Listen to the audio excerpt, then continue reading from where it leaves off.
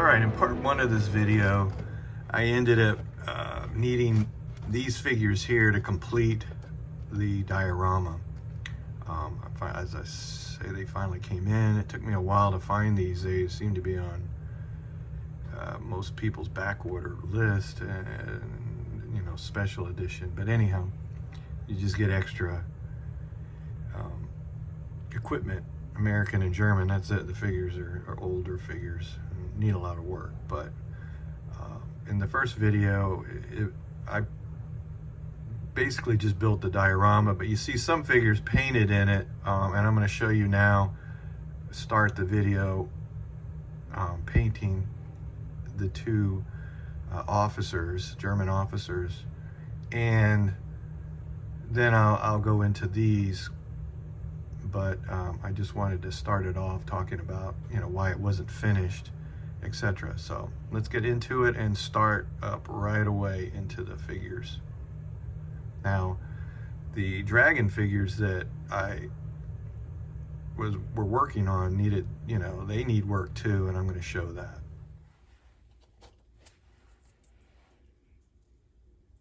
When you're working on these dragon DML figures, you've really got to narrow up their shoulders, where their arms are, because they just look like their arms stick out. Their shoulders are way too wide, and then they look like scarecrows standing there. So I sand down as much as I can on the sides here, and sometimes you're going to have to redo the epaulets, shoulder epaulets sometimes.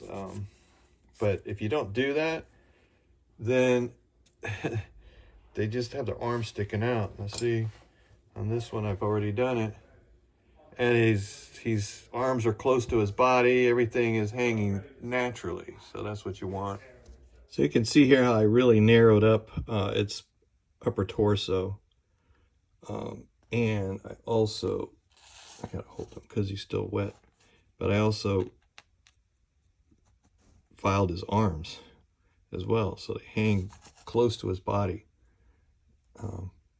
So yeah, that's gonna make it look a lot better than the monkey look, with his arms out, stuck out and away from the body, like he's hanging to dry. I call them scarecrows. Anyhow, let's get this guy back together into one piece. In my Monte Cassino diorama that I had just finished, I talked about how I painted this guy Rommel years ago, and I used just a white primer, and I was pretty pleased with the way it came out. And I'd like to kind of standardize the way I paint figures. I'm all over the place, and I want to just do something that's standard, so it's more of a brand of my look. And figures are just my biggest Achilles heel. Everything else I don't feel stressed and not happy with, like the buildings or my armor, groundwork. I'm all happy with that, and it just flows easy. The figures just seem to bog me down and just keep me from really just delving into these projects. And a lot of that is because I see some of the figure painters out there that just do like phenomenal work. So I did the airbrushing, and I did some test figures. So I put a hornet head on this guy, and this is how it came out. And I'm actually pretty happy with that. If I can just keep that type of a look, I know it's not real contrasty, but it's got a good, you know, shades, and just enough where, you know, it looks good in photographs.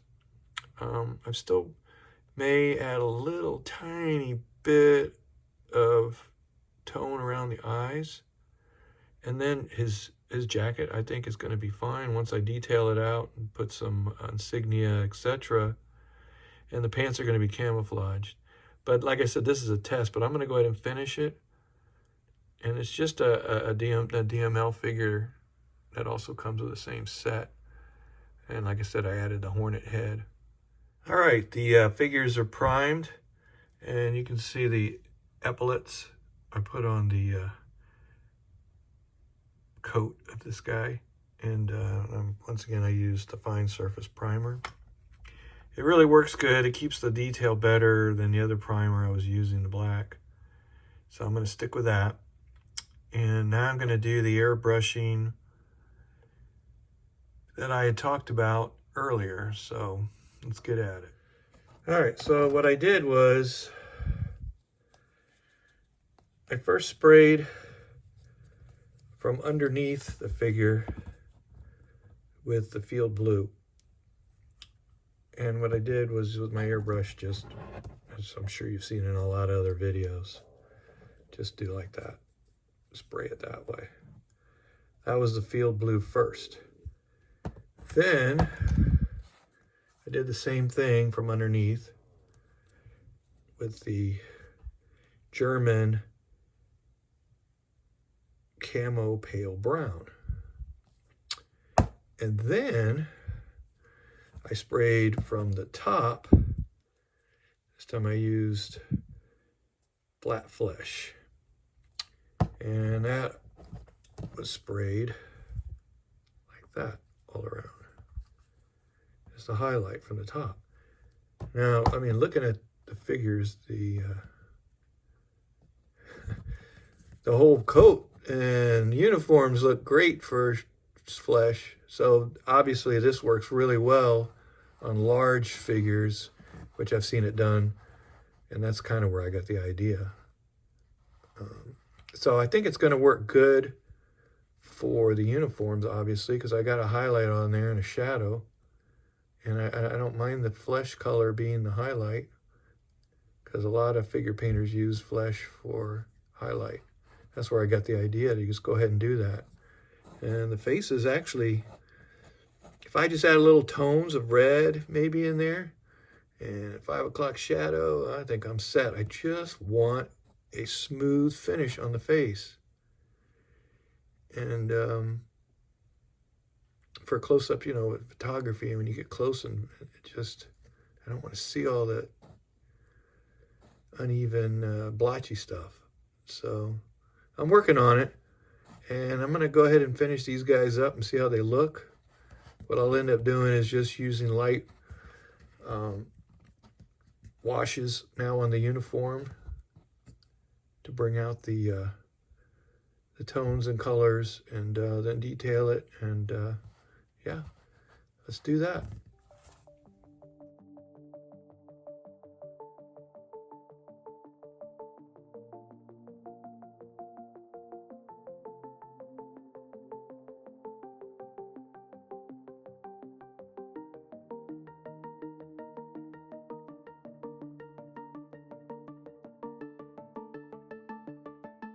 All right, this is actually a motorcycle coat, and it's come out really good. And the face actually looks better now that I've painted the coat. So I'm really happy with this. This could be my new technique that I'm going to kind of stick with. I hope I do, and I hope they all come out like this. I like that. I want to be different. I don't want to be like everybody else. I want to be a little different. I always have been. So, yeah, the the motorcycle coat looks really good. Now, if you want to learn acrylics, a coat like this is the best, because it's a lot of smooth areas, and the wrinkles are smooth. You could get to them. And I painted the hat and stuff here, so everything's starting to come out. I can't wait to do his camo on his pants. And anyway, for the motorcycle coat, I used field gray, World War II, German field gray, World War II. And then for the shadow, I used black brown. I guess I put it away. Anyway, it's black brown. It's this color. And then I mixed there. And then for the highlight, I just went ahead and mixed the flat flesh because it was already underneath. And that's how I got that. And that's just black, right? This black right here is just for the caps on the front and for some details. Like when you want to do buttons, I always paint the buttons black first, and then I'm going to go over them with whatever color the button was, probably like a dull silver. I gotta look up reference for this and just check it out. And then what I did for the skin tone, I did a really right here, really thin wash, watered down of Roth Braun AK717, and all that did was just bring out some color in the faces, and I'm pretty pleased with that. It's a little dark underneath, but I could highlight that bottom of the chin and jawline a little bit, and I think we got something going. Obviously the Hornet head looks a little bit better. What I used, I had Hornet heads, and they both have the Crusher hats, and I didn't want, they look like relatives. So I went ahead and used the head in the Dragon set because the face looked okay, and actually it does look okay. So I just didn't want them to look like they were brothers out there. So yeah, that's turning out really good. I'm gonna finish up this other guy, and we'll be finishing the figures, these two figures up at least. Okay, I've been painting all day, and on these two figures, actually I've been painting for about let's see, 6, 5, 4, 3, 2, 1. I've been painting about 5 hours on these guys. So this guy's almost done. I got to paint the details on his cap, and I'm really happy with this one. Came out good. I got to paint his epaulets, and I'm done with him. And then I really like the way his coat came out, and that was just done with washes. I did a brown wash and then mixed the flat flesh with it just for some highlights. I didn't even put that many highlights. Most of the highlights I got really light to do all that trim. His pants are ready to go for the camo. His hat needs to be painted. And for the camo, whoa, let's tear him up. For the camo, I've printed out basically about the size of the camo that I'm going to do here. So I'll have that as a reference. I'm really trying to up my game here a little bit on the figure paint, as you can tell. The key to the acrylics is unloading the brush. So that way when you touch the figure, the paint just doesn't blot all over the place and run. You've got to get it down to where you're just covering what you want to touch, and it doesn't go anywhere else. And it goes in kind of a translucent flow.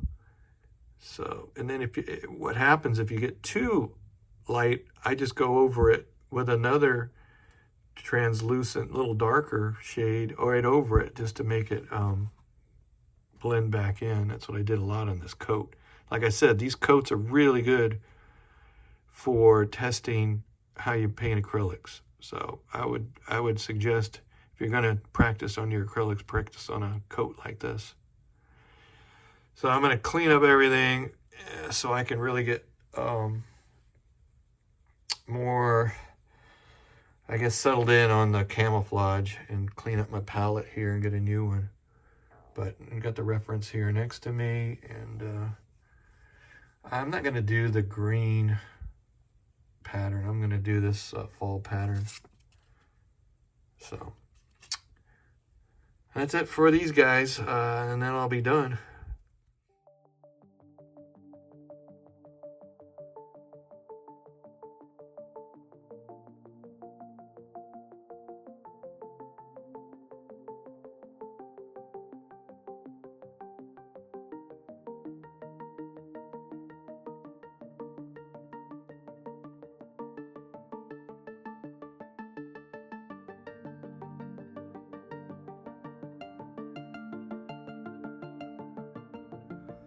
All right, I've added the yellow-orange camo, and as you can see, I just made little dots inside the other dots. And in the places where the yellow dots were too big, I went back in with the black brown and put dots kind of on top of those. You can't have big dots. If you got big dots, it's just out of scale. So this is kind of what you want. And I'm pretty pleased with this. It takes time. You can't have too much paint on the tip of that brush, or you will mess it up and it'll be out of scale. So that's the camo for this guy. It's coming out pretty good. Oh, so all I got left now is just a few little details on them, collars, hair, eagle on the cap, death head on the cap, and some trim. Belt buckle, yep, he's almost done. And this guy needs about the same stuff. So anyways, getting at it, and yeah, their faces came out pretty good, so I'm pretty happy with this. I just got the figures in the mail. Took me a while. A couple places I ordered, they took the order and then they were out of stock, never shipped. So I finally got this from Mega Hobbies. Ordered it last week or so. So took them out of the box here to take a look. And I mean, I'm seeing some flash right here. I'm seeing a little bit of flash on this coat. Yeah, there's a good amount of flash, looks like, around some of these pieces. So there's gonna be some cleanup. Faces, I guess they're passable. I don't know. We'll see. I may have to use some different heads. I'll have to assess that once I start putting them together. Comes with some bunch of German equipment, bunch of helmets here, and they're actually nice helmets because they got the rivets on the helmets. This weapon set from Germans, there's no flash on that. There's no flash on this one. And some American helmets. And I don't see any flash really to say. And these look pretty sharp. That's good. And last we've got the two Germans. And you know, there's a right here. There's a seam line right. See if you can see a seam line right through his face, like right down the nose. Jeez. And you know, this guy's got one too. Wow.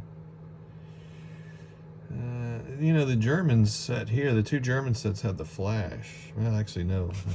Both sets have flash.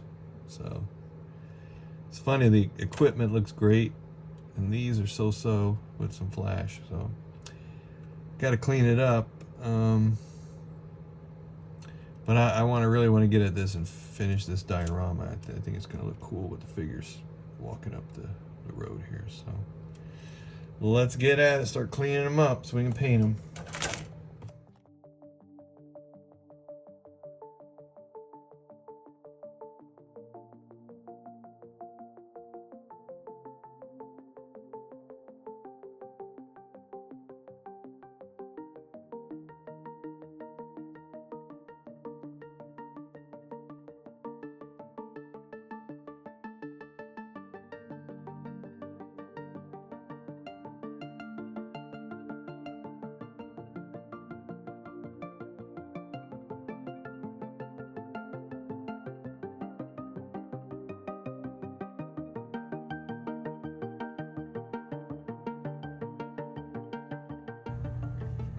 Wow.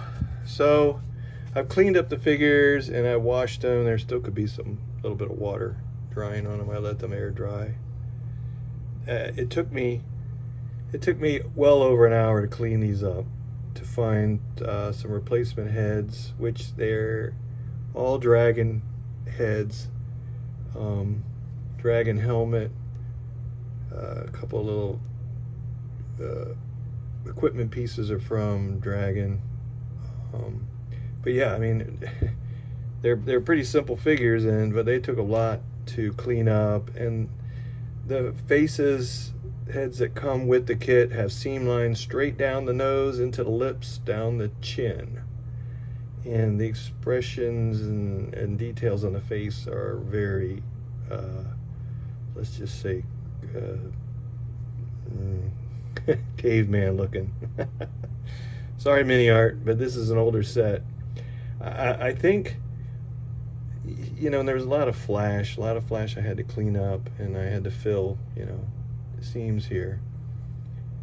And I used my mixture of styrene and plastic glue to make this putty, and fill the seams, and then clean it up with some while it's still drying, clean it up with just regular model cement. Works really good. I mean, the seams here came out good. But I you know, Mini Art, your plastic is soft and just, it's kind of brittle.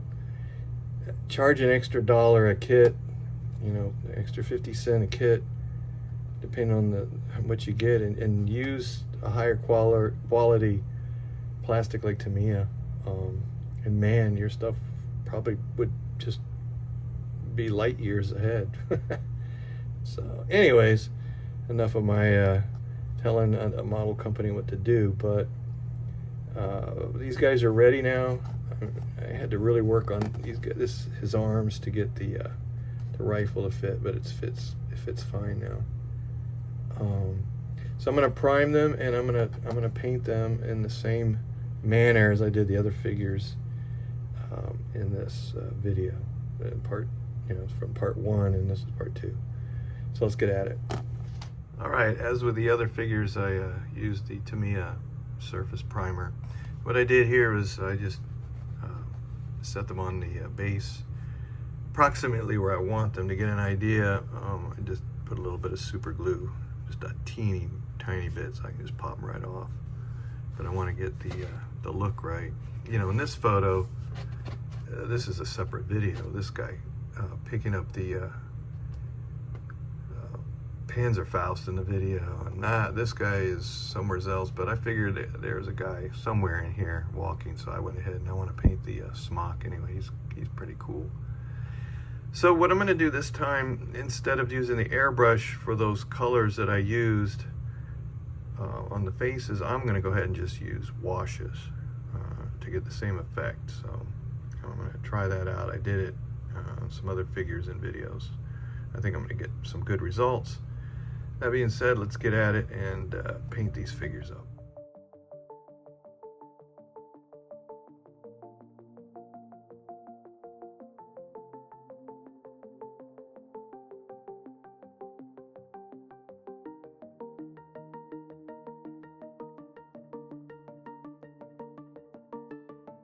Alright, so what I mixed up was flat flesh, a Roth Braun, the field blue, and there's some flesh with some red and just some red. And then I mixed up some olive drab. So I've got the faces pretty much done here on this guy. And the SS soldier. And this guy. I still got some work to do on the helmets, just some highlights and dirt, but that's pretty much it. Unloading the brush. Yeah, I've been working on this one, and I'm gonna do a video finishing, but this one, the face is a, you know, Russian winter, Russian with the helmet, and it's a hornet head, and you know, there's total difference in the detail. What I did on him is I sprayed everything flesh, and then I put the washes on, and that actually is pretty good too. I think that's the way to go. Spray it flesh and then put the washes of the field blue and the Roth Braun, and then after you do that, you can go back with the flesh and highlight the the nose and the cheeks, etc. So the video on this one's probably gonna be more on what I do with the groundwork, but I'm gonna show it probably from this point on. I've got some other photos in progress that I'll add, but you get a little extra on this, what I'm working on the side all the time. There's always something going on the sides. So anyhow, so let's get at this and start painting uniforms in more detail. All right, so it's time to paint the jacket on this guy. There's lots of little things on each one of the figures. It's just different. He's got a different jacket, the other guy's got a different coat. The German figure is going to have camouflage, and so there's lots of different elements here. So what I've done is I've used Tamiya Buff. It's going to be the coat base color. It's mixed with white and mixed with flat brown. So I'm going to paint him with the base now and then highlight and shadow. Let's get at it.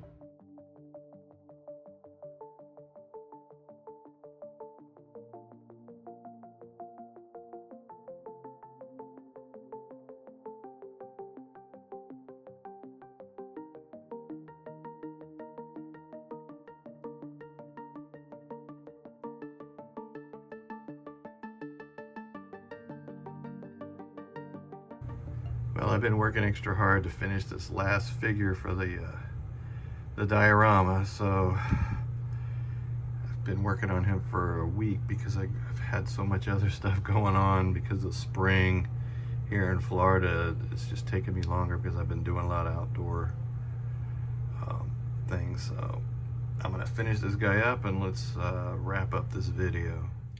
Alrighty, this project is finished. And I'm sorry it took a while. I've been doing other things like my other channel, which is outdoors. So when the weather's really nice in Florida, I'm outdoors a lot. So that's what took this so long. I lost some steam as well because I did some other projects before this one, because I had done part one, which is the base, and I really enjoyed doing the base, especially this wall, and the kind of the interesting way I made the slope and things like that. The mini art figures, they are just okay. You really got to do some work to get them to look halfway decent, but they're okay.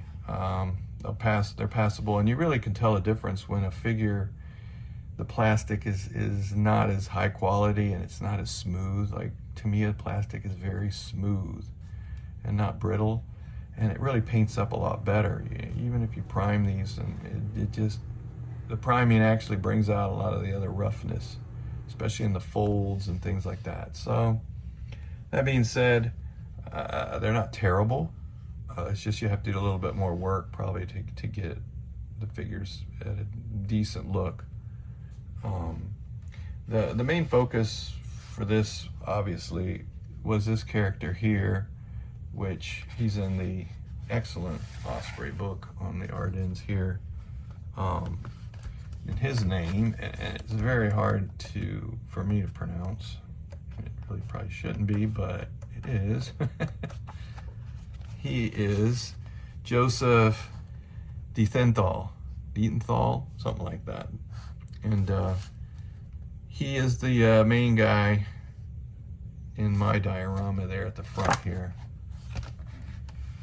And that's where the scene takes place, and I painted actually him first. And I put a photo on the back of the scene here just to get the idea. And there he is. And there he is there. So that was the main inspiration for this whole scene.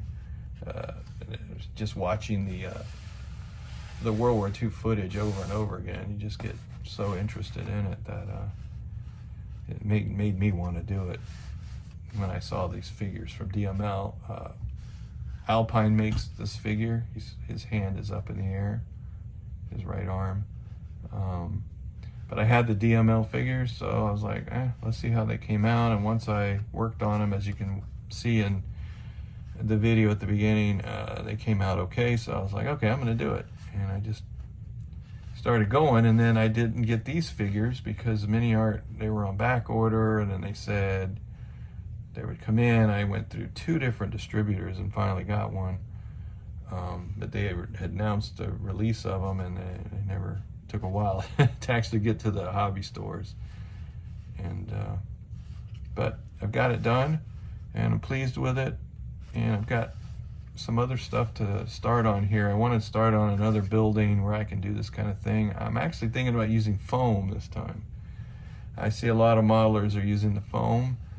I'm going to try to do that. It's either going to work or not, but I want to do another scratch building because I really enjoy doing something, working just from reference instead of instructions. So once again, I appreciate everybody who tunes in, watches my videos, comments, likes, and subscribes. I'm at a little over 3,000 now, so I appreciate it. And stay tuned because I've got some more coming out. And I just gonna take some more photos, and we'll end the video here. So thanks again.